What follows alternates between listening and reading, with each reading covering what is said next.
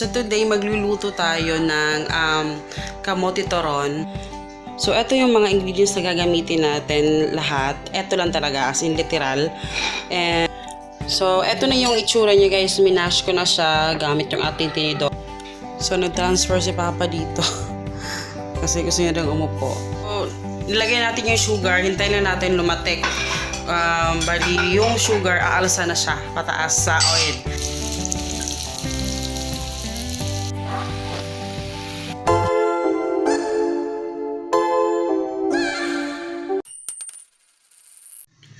Hello guys, good afternoon. So, this is Christine. Welcome to our family budget. So today magluluto tayo ng kamote turon.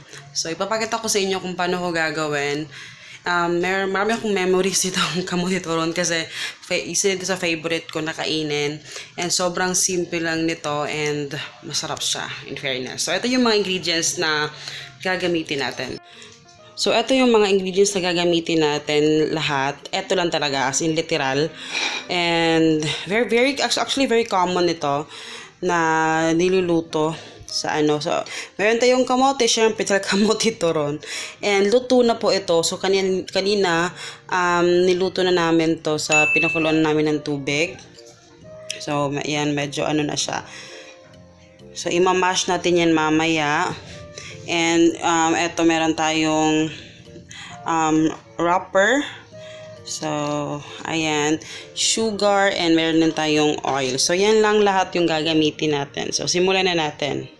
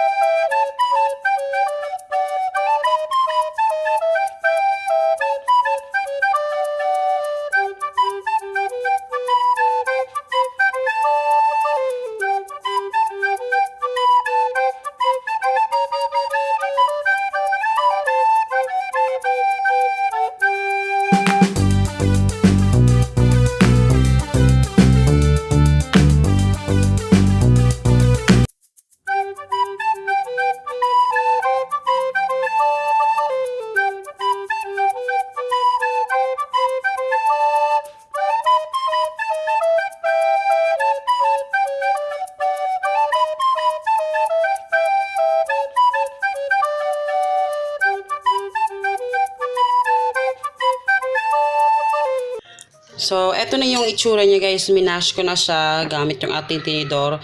Hindi ko na inubos yung ano kasi medyo marami na siya. So, ayan yung itsura niya. Pwede kayong maglagay. Yung iba kasi naglalagay nito yung ng condensed milk para hindi siya tawag dito. Parang, ano tawag doon? Baska. Tawag yun pa. Tagalog. Yung medyo malabsa. Tawag ba doon?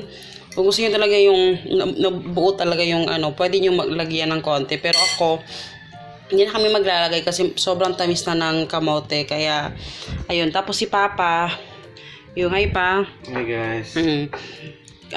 Siya yung nagra-wrap ng ano, ng ating kamote turon.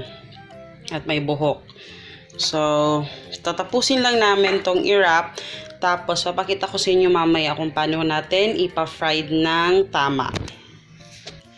So, nag-transfer si Papa dito. Kasi gusto niya lang umupo. Konti pa yung nagagawa ni Papa. And then, hindi ko lulutuin lahat ito. Kasi marami. Ilalagay namin to sa refrigerator para bukas naman yung iba. Pwede naman itong i-refrigerate. Basta ganyan lang siya. Hindi pa siya luto na ano na yung bananak yung pinirito na talaga. Hindi pwede. Kasi hindi na crispy. So, eto na. Uunahin na natin tong iprito. Ready na yung oil natin. And then, yung ating sugar. So, let's start ng magluto. Nagpainit na ako ng oil. So, intayin ko lang medyo uminit ng konti. Saka ko lalagyan ng brown sugar. So, ayan. Okay na yan. Tapos, sugar. Ganyan lang.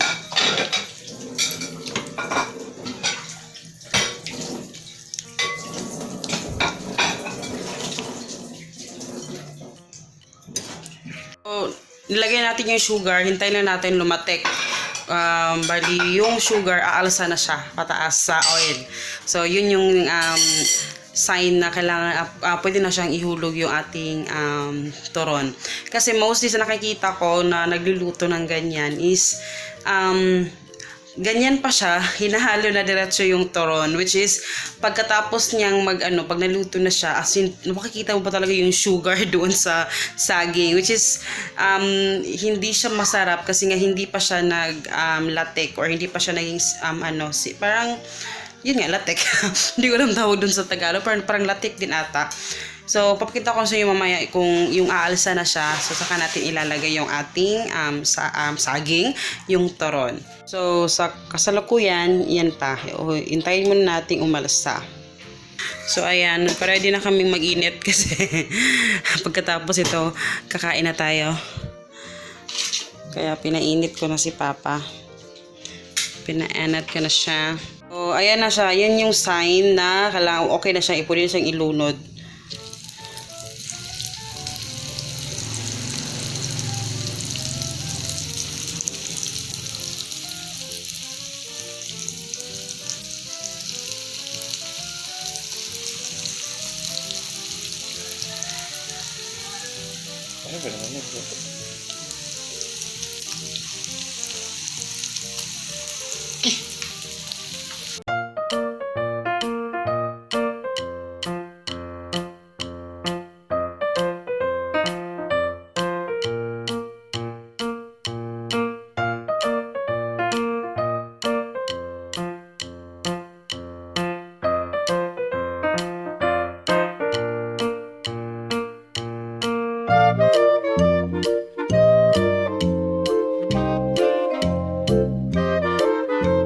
So, ganyan yung itsura niya. So, hindi pa siya talagang halong-halo na dumikit yung latek. So, kailangan tawag dito, kuraw ng kuraw. Tawag ng kuraw. I-mix, ihalo-halo ng mabuti para talagang dumikit lahat. Malagyan lahat ng latek.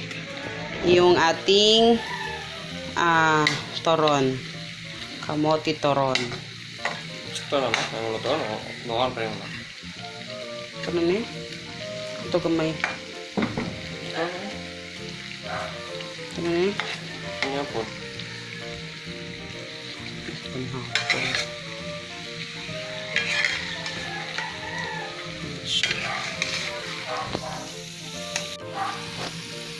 So, ayan. Hi! So, ayan na yung ating kamote toron. And then, kung gusto nilang mag-cream, sobrang tamis na nga nito pagka-cream pa, diba? Pero, depende sa kanila. So, ayan yung aking mag-ama.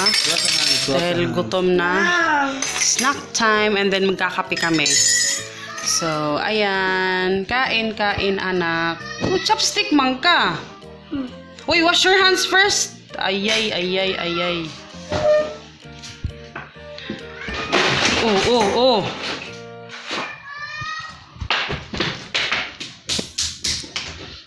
Lagyan ha?